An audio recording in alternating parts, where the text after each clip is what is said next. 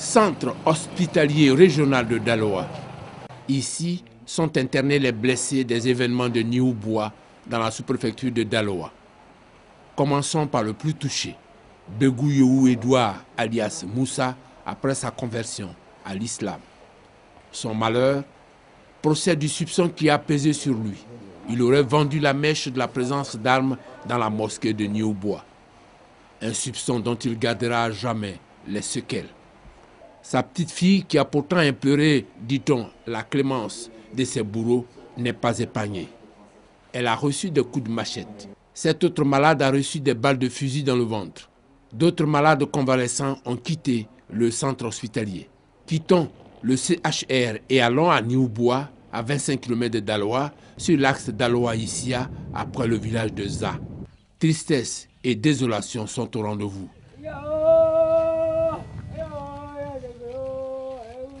Les populations revenues sur leur base après s'être réfugiées chez des parents sont là, désemparées, le regard absent. Elles en sont à se demander ce qui leur est arrivé le dimanche 28 novembre. Non loin de là, la villa du vieux Dobo-Koré est partie en fumée. Son contenu aussi, mettant à la rue plus d'une trentaine de personnes qui vivaient dans cette villa de 7 pièces et ses dépendances. Le problème de la famille, vraiment, nous sommes dans des conditions difficiles.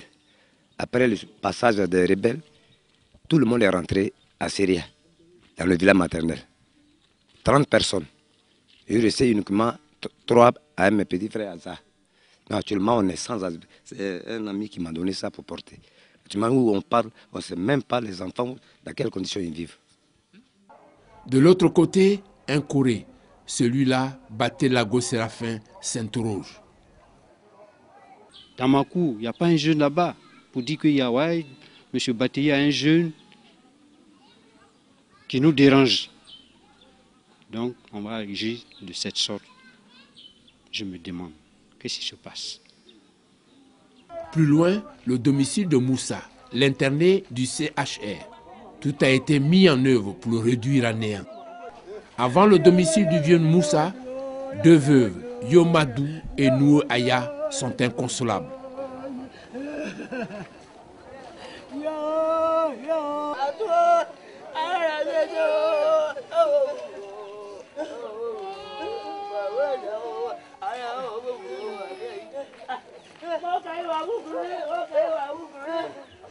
Mais qu'est-ce qui a pu se passer ce dimanche-là?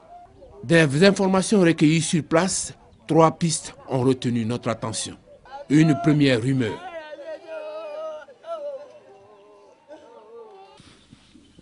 Monsieur Denis, j'ai appris des rumeurs. J'aimerais que vraiment que tu fais un appel à tout le monde qu'il ne faut pas que ce climat de façon comme ça se produise dans le village. Voilà, il faut veiller à ça. Consécutivement à cette rumeur, une autre, au contour flou. On disait que des gens arrivent qu'on n'arrive pas à connaître, mais moi je ne les croisais pas. Ils sont cachés, je ne sais pas. On ne pouvait pas aller au-delà. Dire à quelqu'un que tu as caché des gens où ils se trouvent. Ce n'est pas possible. Il paraît qu'il y a des armes ici. Faire sortir ces armes-là. Comme nous ne sommes pas en guerre avant les votes, on ne pouvait pas faire autrement. Enfin, un comportement équivoque des électeurs halogènes.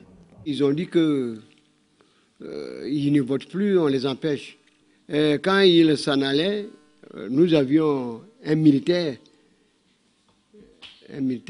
qui est venu, un gendarme je crois, qui est arrivé là.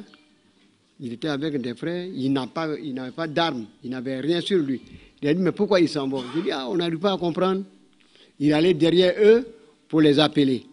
Venez voter, il les a suivis. Et quand ils sont allés un peu loin, moi je ne les voyais plus. Je ne les voyais plus. Seulement, un moment, j'ai attendu un coup de fusil. Et des cris. Un moment encore. Alors, je voyais que ça coule partout. Et en même temps, je voyais la fumée un peu partout. Là, ils ont pris des armes, couteaux, fusils, et ils venaient vers le quartier Bété maintenant. Voilà le cocktail Molotov d'où est parti tout le mal de ces populations. Mal qu'elles ont payé cash. 3 morts, dont le sergent Wakiri Dogbo, sa voiture réduite en cendres. La deuxième mort du vieux Dogbo Koré, riche planteur de son époque.